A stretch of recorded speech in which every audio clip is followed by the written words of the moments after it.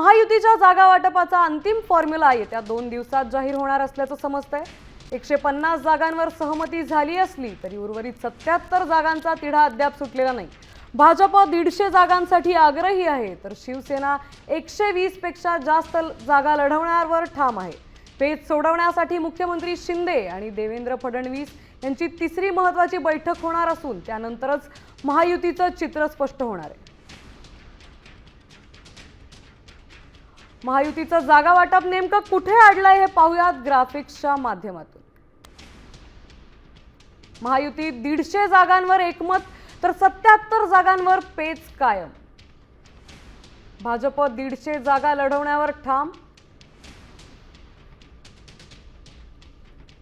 तर 120 पेक्षा जास्त जागांसाठी शिंदे सेनेची आक्रमक भूमिका। आज किंवा उद्या शिंदे आणि फडणवीस यांची अंतिम चर्चा होणार। येत्या 2 दिवसात महायुतीचा फॉर्म्युला समोर येणार।